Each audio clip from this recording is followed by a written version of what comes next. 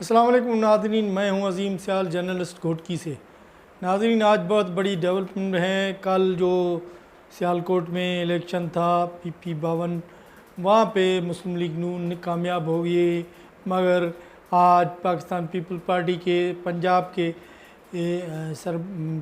के रहनुमा हैं नदीम नदीम फैसल चंद साहब, उन्होंने प्रेस कॉन्फ्रेंस की है और उन्होंने तस्लीम किया है कि पैसे नून लीग को जितवाया गया और क्यों जितवाया गया। एक पॉलिटिकल वर्कर की हैसियत से हम एतराफ़ करते हैं कि नून लीग को जिस तरह उतने वोट नहीं पड़े जितने पड़ने चाहिए थे, और हमें भी ताना आवाम से मिल रहा है कि हम नून लीग की हिमायत क्यों करते हैं, वर्कर्स में क्यों करते हैं। किसान दरपत है, उनको गंदम का मुनासिब हक़ नहीं मिलता।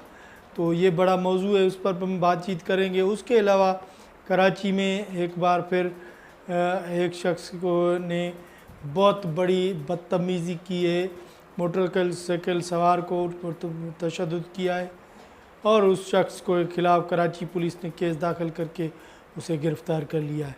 इसी मामले पर बातचीत करेंगे। उसके अलावा यूक्रेन ने जो रूस पर एयरबेस पर हमला किया था, इसमें 40 जहाज़ तबाह किए थे। उसके बाद जो माहौल हुआ है, बरतानिया वज़ीर-ए-आज़म का एक बयान आज सामने आया है कि रूस जो ख़तरनाक हद तक काम कर रहा है, उसके हवाले से हमें एहतियातन जो है दिफाई बजट में इजाफ़ा करना है और जो फ़ौजियों की तरबियत है उसे बढ़ाना है और जंगी जहाज़ ख़रीद करना है और बहुत कुछ करना है, क्योंकि रूस से हमें ख़तरात हासिल हैं। तो ये बड़ी ख़बर है। उसके अलावा बिलावल भुट्टो ज़रदारी न्यूयॉर्क पहुँचे हैं। न्यूयॉर्क वो वज़ीर आज़म की तरफ से उसे जो हालिया पाकिस्तान भारत के दरमियान जंग थी उसके सिलसिले में सिफारती ताल्लुकात लोगों न्यूयॉर्क और दीगर मुल्कों में जाकर पाकिस्तान का मौक़िफ़ जो भारत की तरफ से प्रोपेगेंडा किया जा रहा था उसके अगेंस्ट मौक़िफ़ पेश करना था कि हालिया जंग में पाकिस्तान ने अपने दिफा किया है और जो भारत जो झूठा प्रोपेगेंडा चला है उसके वो पूरी दुनिया के सामने रखेंगे। बिलावल भुट्टो ज़रदारी ने एक वीडियो बयान भी जारी किया है, उस पर भी हम बातचीत करेंगे। मगर पहले चलते हैं अपने मौजू पे, सीधा चलते हैं। कल जो सियालकोट में इलेक्शन था, मुस्लिम लीग नून और PTI के हिमायती याफ्ता के दरमियान पीपल पार्टी के उम्मीदवार भी था, मगर वहाँ पे जो है पीपल पार्टी को बड़ी शिकस्त हुई है और जो दूसरे नंबर पर आई है वो PTI की हिमायत याफ्ता पार्टी आई है। हिमायत याफ्ता का उम्मीदवार आए हैं और मुस्लिम लीग नून ने ताम ये हल्के से इलेक्शन जीत ली है। मुस्लिम लीग नून की तरफ से जो उम्मीदवार थी उन्होंने अवाम का शुक्रिया किया। उनका वीडियो बयान जारी आया था सोशल मीडिया पर। उनका कहना था हिना अरशद साहबा का कि वो पंजाब की आवाम का शुक्रिया अदा करते हैं और ख़ासकर अपने हल्के की। ये मरियम नवाज़ और वज़ीर आज़म शहबाज शरीफ और मियाँ नवाज़ शरीफ की पॉलिसी की वजह से लोगों ने उन्हें एतमाद किया है और वोट जितवाया है। उन्हें अच्छे वोट पड़े हैं। तो ताम मुस्लिम लीग नून की कामयाबी तो हुई है, अलबत्ता उनके इत्तेहादी की तरफ से गिला शिकवे जारी है। पाकिस्तान पीपल पार्टी पंजाब के सरकर्दा रहनुमा है नदीम अफजल चंद साहब, उन्होंने आज प्रेस कॉन्फ्रेंस की है। प्रेस कॉन्फ्रेंस करते हुए कहा कि उन्हें 183 पोलिंग स्टेशन से सिर्फ 39 फार्म 40 मिले हैं, जिसकी वजह से कोई चंद हज़ार वोट मिले हैं पीपल पार्टी को। अगर सारे फार्म हमें मिलते तो कम से कम 20-25 हज़ार हम वोट ले सकते थे। उनने बड़ी तनकीद की है मुस्लिम लीग नून के ऊपर के मुस्लिम लीग नून को कैसे जितवाया गया। इसीलिए हल्के से उन्होंने एतराफ़ किया है कि पाकिस्तान पीपल पार्टी ने मुस्लिम लीग नून की इक़्तिदार में हिमायत की है, जिसकी हमें बड़ी ये नुकसान उठाना पड़ रहा है। लोग हमसे सवाल कर रहे हैं कि पंजाब में जो सूरत हाल है, गंदम का जो रेट आबादगारों हारियों को नहीं मिल रहा, लोग हमसे सवाल कर रहे हैं कि 1900 में वो गंदम भेजने के मजबूर हैं, जिसकी वजह से हमें वोट कम पड़े हैं। और उन्होंने कहा कि पंजाब में एक मरतबा फिर जो है नून लीग को जितवाया गया है, मगर असल जीत उनकी नहीं है, असल किसी और की है। उन भला हालांकि उनका इशारा पीटीआई की हिमायत याफ्ता जो उम्मीदवार थी उसकी तरफ था।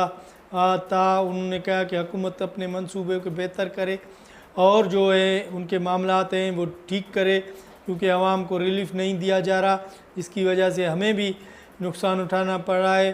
हालांकि हम आवाम को बता रहे हैं कि हम इत्यादी नहीं हैं, मगर आवाम ये समझ रहा है कि हम मुस्लिम लीग नून के इत्यादी हैं, उसकी इत्यादी जमात में शामिल हैं। तो ये बड़ी खुद जो मुस्लिम लीग नून है उसकी इत्यादी जमातें जो मरकज़ और सूबों में, चारों सूबों में बैठी है, पाकिस्तान पीपल्स पार्टी, उसके रहनुमा नदीम अफजल चंद का बड़ी तनकीद करना और बोलना कि ये कैसे इलेक्शन पर जितवाया गया है मुस्लिम लीग नून के उम्मीदवार को, तो ये एक मुतनाज़ा बयानात यहाँ आए हैं और ज़ाहिर है इस पर इंक्वायरी बैठनी चाहिए कि ये कि मुस्लिम लीग कैसे जीती है सीट। और ये वहाँ पे एहतजाज भी हो रहा है, पीपल पार्टी और मुस्लिम लीग नून ने तो खुशियाँ मनाई ही थी गुज़श्ता, मगर पीटीआई के हिमायत याफ्ता कारकुन उन्हें उस अहदेदार के जो उनके मुंतखब खड़े उम्मीदवार थे उसकी हिमायत में एहतजाज भी किया था। तो ताहम वहाँ पंजाब की ये सूरत हाल है। उसके अलावा हम सीधा चलते हैं न्यूयॉर्क, जहाँ बिलावल भुट्टो जरदारी पहुँचे हैं। वज़ीर आज़म की तरफ से जो कमेटी जोड़ी गई थी कि पाक भारत जंग के बाद पाकिस्तान के सिफारती बयानिया जो दुनिया के रहनुमा है उनको सामने पेश किया जाए। बिलावल भुट्टो वहाँ चीनी मुस्तकिल चीनी सफ़ीर हैं बैनुल अक़वामी मुत्तहिदा के, उससे मुलाकात की है। और बिलावल भुट्टो ने वीडियो बयान जारी किया है कि वो सिंध तास पानी मुआहदे पर भारत ने एक तरफ़ा जो मुअत्तल किया है, ये पानी सिंध की मुस्तकबिल है, सिंध के दाव पर लगने नहीं दिया जाएगा, उसका भरपूर जवाब दिया जाएगा। पानी ज़िंदगी है हमारी, हम पहले भी कह चुके हैं। भारत को जो कि प्रोपेगेंडा कर रहा है वो गलत है। पाकिस्तान पुरअमन मुल्क है और किसी भी दहशतगर्द से कोई ताल्लुक़ नहीं है। तो हम लंबी चौड़ी बिलावल भुट्टो की वीडियो बयान जारी हुआ है, उसको हम दोबारा वीलॉग में भी आपसे उस बात पर डिस्कस करेंगे। तो अभी बिलावल भुट्टो की हमरा जो वफ़द है वो और दीगर रहनुमा न्यूयॉर्क में ठहरे हैं, दीगर रहनुमाओं से भी मुलाकातें करेंगे, पाकिस्तान का बयानिया पेश करेंगे जो भारत की तरफ से प्रोपेगेंडा किया जा रहा था। उधर चलते हैं सीधा कराची शहर में एक शख्स 62 शख्स में सलमान फ़ारूकी नामी शख्स है, उनमें ट्रैफिक का मामूली झगड़े साइड न देने पर एक शख्स को बरहम तशद्दुद किया है। तशद्दुद की वीडियो सोशल मीडिया पे वायरल हुई है और उन्होंने एक शख्स को गाड़ी में बिठाकर तशद्दुद किया है और उसकी बहन जो है वो मिन्नतें कर रही है उनको छोड़ने के लिए, मगर वो बाज नहीं आता, वो तशद्दुद करता है क्योंकि उसकी करोड़ों महंगी गाड़ी थी, उसको साइड नहीं दी थी मोटरसाइकिल सवार ने। उसकी बहन उनके सामने मजबूर हो रही है, मगर उन्होंने तशद्दुद सरेआम डिफेंस के इलाके में किया है। जिसके बाद कराची पुलिस ने उसके खिलाफ़ सलमान फ़ारूकी के खिलाफ़ मुकदमा दर्ज कर दिया है और उस मुकदमे में गिरफ़्तार भी कर लिया है। एक शहरी की एनी शाहिद के दरख्वास्त पर यह मुकदमा दर्ज किया है। पुलिस इस मामले को इन्वेस्टिगेशन कर रही है। उधर कराची की अफसोसनाक खबर है कि कराची में भी ज़लज़ले के झटके महसूस किए जा रहे हैं, जिसकी वजह से जो लोग गए हैं वो खौफज़दा हैं और घरों से बाहर निकल आए हैं। तो ये है वहाँ की सूरत हाल। इसके अलावा सूरत हाल है जो यूक्रेन की तरफ से रूस पर गुज़श्ता दिन एयरबेस पर हमला किया गया था, जिस पे 40 जहाज़, जंगी जहाज़ तबाह कर दिए गए रूस के यूक्रेन की तरफ से।